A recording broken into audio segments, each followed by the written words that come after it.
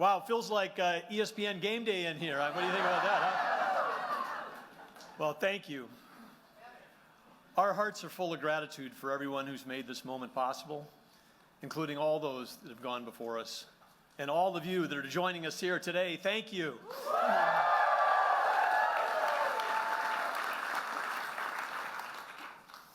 Catherine, I'm so grateful for you.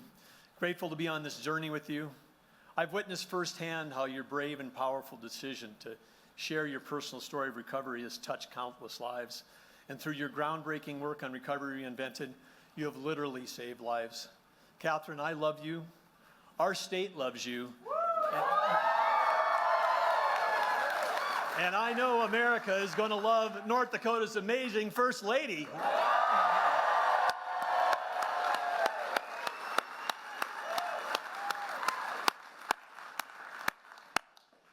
Together, Catherine and I have so much gratitude for all the Burgum and Helga's family members.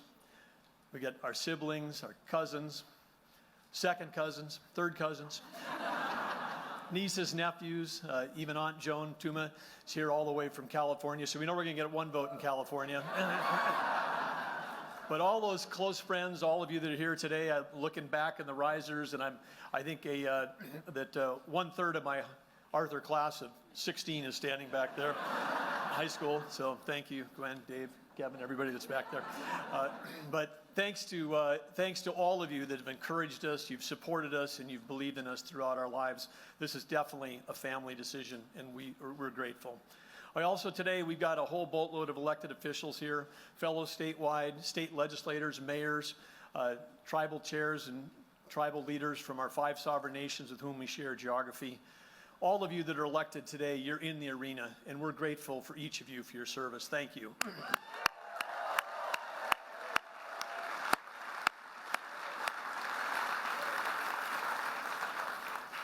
But especially we want to thank today the people of North Dakota, who we are so honored to serve. You took a chance on us in 2016, and that was another race where everybody said we're starting out as a long shot and a dark horse, so we think it's a good place to be. But I want to thank you all, because re-electing us in that landslide in 2020, our 40-plus point victory margin was the largest in the country of any of the 11 governor races that year. You are the ones that all made that happen. Thank you. Thank you so much.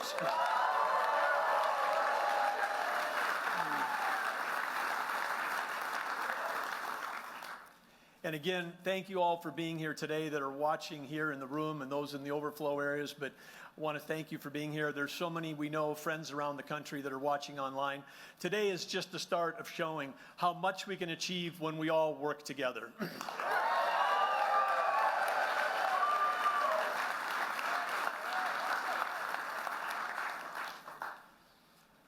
I grew up in Arthur, a tiny town of 300 people. Yeah!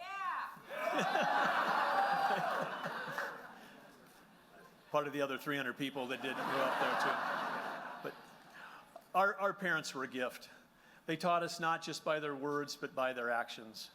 Dad, World War II Navy veteran, taught us the importance of service to country and to community. Mom, she taught us the importance of caring deeply, listening thoughtfully, respecting everyone.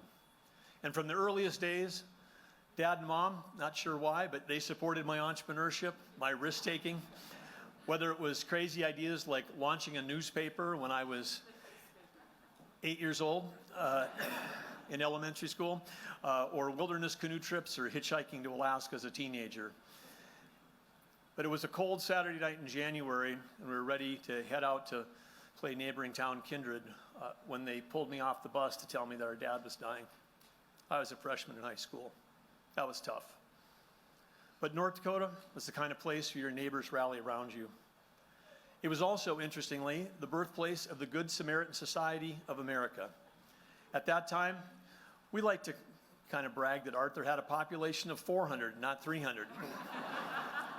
We got to that big number because we proudly counted the over 100 residents in the Good Samaritan home. Good Sam in those days, they took everyone in, regardless of age or abilities.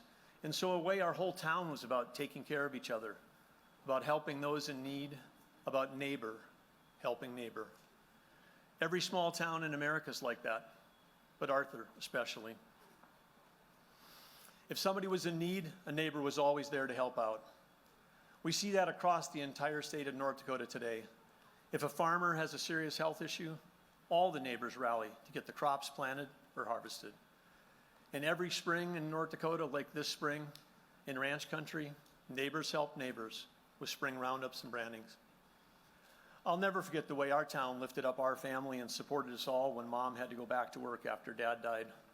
Other dads like Joe Peltier and my Uncle Al Burgum, Lester Zimmerman, all made sure I was doing okay.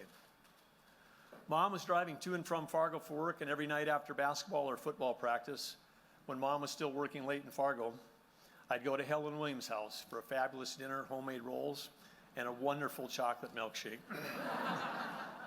I'll always remember her generosity and kindness. And her daughter, Julie Barner, is here today. Julie, right over here.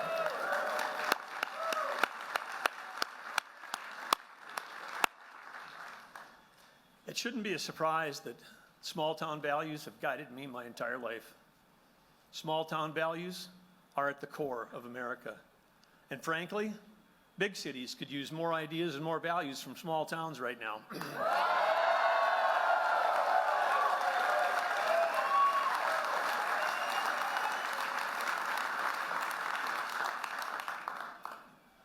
Along with cousins and friends, I worked every summer at our family's grain elevator, including some jobs like shoveling out rotten grain out of the pit. Those jobs should be featured on Discovery Channel's Dirty Jobs, actually. One time we were all so dirty and we smelled so bad from that rotten grain, we went across the main street to go to the Arthur Cafe, and Walt and Ann came out and said, no, we'll serve you out here on the curb. You guys can't come in. I worked on the farm for Jack Hoig, swathing grain every harvest, all through high school and all through college. And to help pay for college, I even worked as a chimney sweep. The minimum wage in North Dakota was $2.30, and I figured out that I could earn $40 an hour sweeping a chimney. I loved working outside, I loved climbing, and I got to wear a top hat and tails when it was 20 below. And of course, this is a time when there was an energy crisis going on. OPEC had quadrupled oil prices, and a lot of people were burning wood in their homes, so the threat of chimney fires is real. A clean chimney prevents those fires, so it was a chance to help people. And for me, the career had a real appeal, because when you're a chimney sweep, you have an opportunity to move up fast and always stay in the black.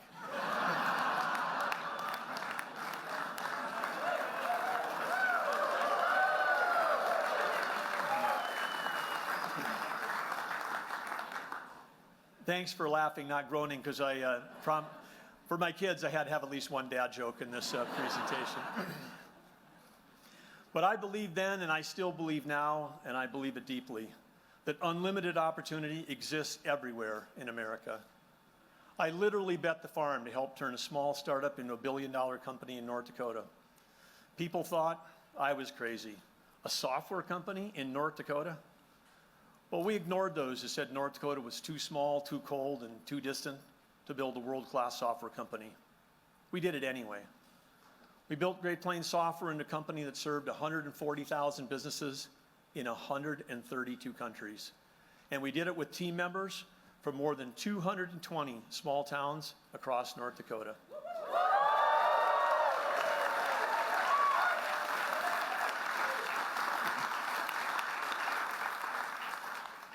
At the time we went public, we were one of the top 5 most successful NASDAQ IPOs ever, only in America.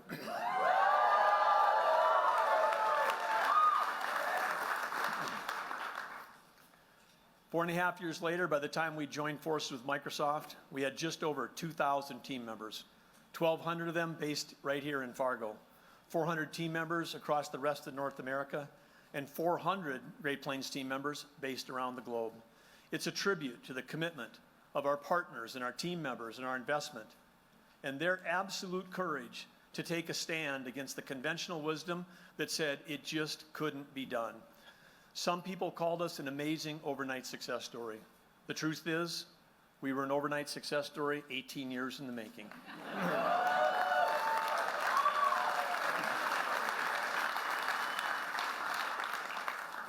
When you start a software company here, you need to be willing to go against the grain and reimagine what's possible. And that's exactly what we did when we ran for governor in 2016. We shook things up a bit. We cut $1.7 billion in spending our first year in office. We cut red tape and streamlined services. Working with other statewide electeds and the legislature, we balanced the budget every year. We bolstered cybersecurity. We brought life back to our main streets. We made record investments in education, strengthened tribal relations, built infrastructure, unleashed energy production, and diversified the economy. North Dakota is both growing and getting younger, one of the only states that's doing that. And we have the third lowest unemployment in the country and the highest workforce participation in the nation.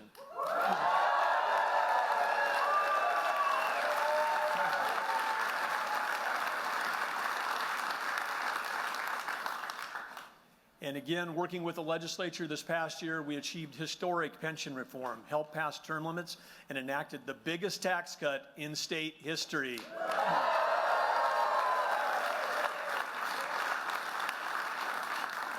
We know we can do the same for America.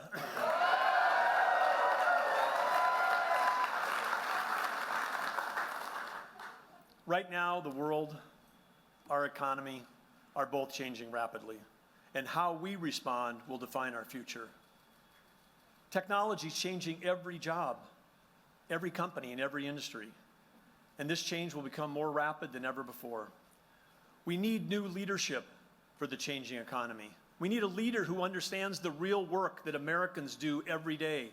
Someone who's worked alongside our farmers, our ranchers, and our small business owners. Someone who's held jobs where you shower at the end of the day, not at the beginning.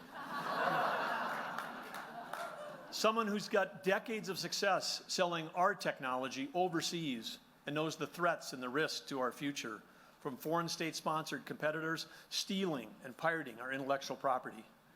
We need a leader who's experienced firsthand that we win as a country when our innovators and entrepreneurs can soar and when every single person can grow and thrive.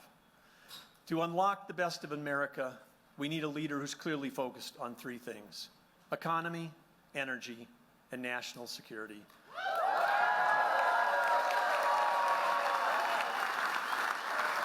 And that is why today I'm officially announcing I'm running for the President of the United States of America.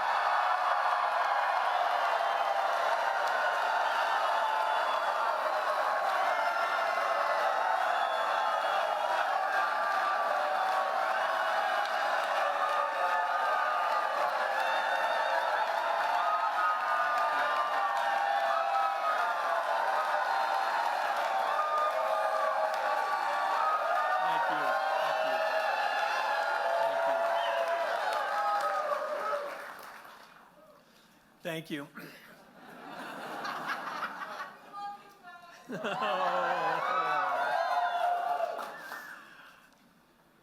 That was so sweet, Mary. Thank you.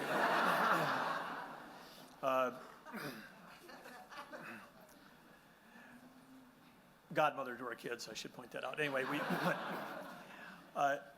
the economy needs to be the absolute top priority. Every small business owner and every family in our country is feeling the corrosive hidden tax on their lives driven by the Biden-induced inflation. Inflation is the worst. It hurts those the most who can afford it the least. But innovation, that's always been the driver of America.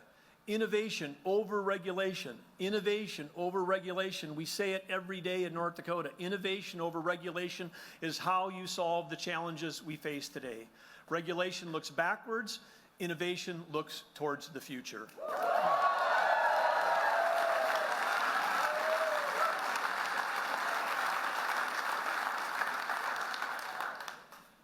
The Biden administration is obsessed with creating mountains of federal red tape. These regulations raise costs for every American consumer. They hamper our ability to compete in the world marketplace. They siphon time and investment away from innovative solutions. And the way we retain our nation's position, which is so important in everything we do, our position as the world's largest, most dynamic, and most powerful economy, is through innovation. For well over a century, American innovation, from telecommunications to electric light to flight itself, and the power of American agriculture, think of it, feeding the entire world. America has led the way. Yeah.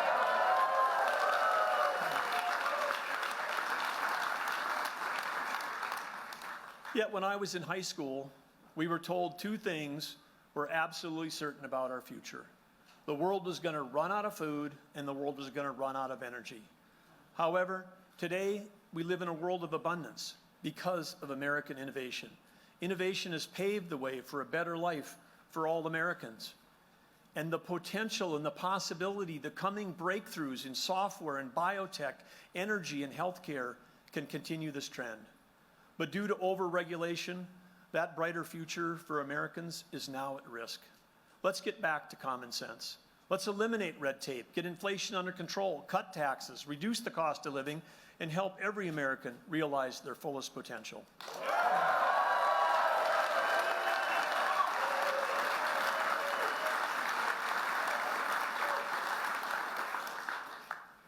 It takes energy to get things done in America. Clean, reliable, low-cost energy brings manufacturing back to the U.S. and reduces our supply chain risks. U.S. energy policy cannot be separated from either our economy or from our national security. Energy policy directly underpins both. And we need to stop buying energy from our enemies and start selling energy to our friends and allies.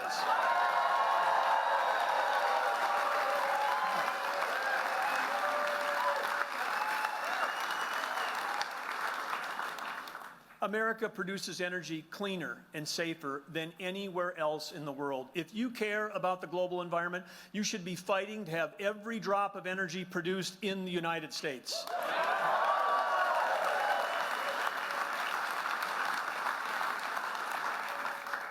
And when we're truly energy independent and we're supporting our allies, that's when we stabilize the globe and restore America as a leader of the free world. Putin only dared to invade Ukraine because our allies in Western Europe were all dependent on Russian energy. We need to recognize the real threats to America and strengthen our national security. Growing up in a small town, you learn quickly the enemy isn't each other. Our enemies aren't our neighbors down the street. Our enemies are countries that want to see our way of life destroyed. In a country built on neighbors helping neighbors, we become a country of neighbors fighting neighbors. We should all be fighting to unite the country against our common enemies like China, Russia, Iran, North Korea, and the drug cartels.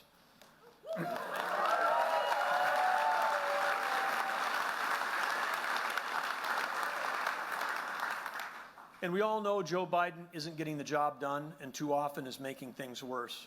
Gas prices are too high, and the Biden administration enacts policies that make us more dependent on foreign oil. That makes no sense.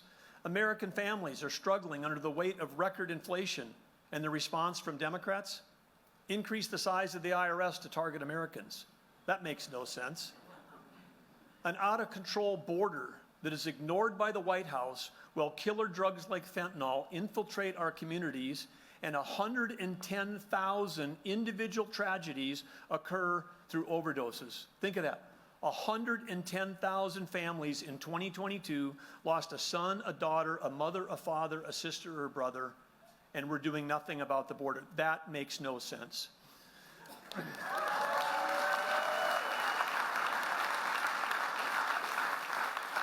And we're facing a very real threat from China.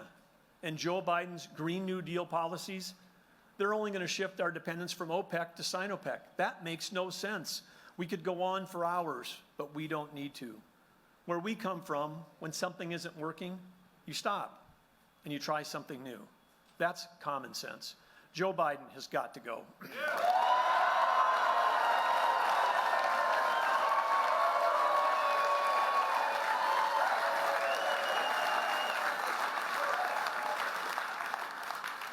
If you want to ensure that Joe Biden is a one-term president, I hope you're going to join our campaign by visiting dougburgum.com. And if you believe that the economy, energy, and national security are critical to our nation's future, remember That's why I'm running for president.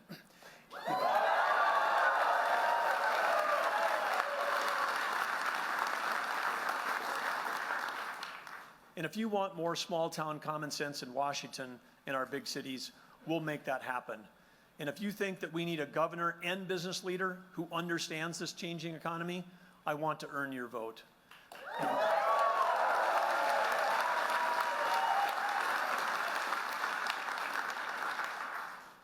Because this campaign, this election, is all about what it takes to bring out the best of America and improve every American life. After my dad died, I saw firsthand what it means to be the best of America when the people of Arthur, North Dakota lifted up our family. When we built Great Plains Software with team members from small towns across the nation, just like Arthur, it showed the best of America. The best of America exists. It exists in the smallest towns and in the biggest cities. The best of America is there, on our farms, on our factory floors, and in tiny startups with big dreams. Every day, students see the best of America when they're inspired by their teachers. We see it in our brave military, our dedicated police, and our selfless first responders. It's there through the sleepless nights of new mothers and fathers loving their newborns, and also in the loving caregivers who are taking care of those that are in the twilight of their life. When we take the time to look, we can see that we are surrounded by the best of America. Working together, we will unlock the best of America in all of us. Please join us on this mission. With your support, we will improve every American life. Thank you. God bless you. God bless America.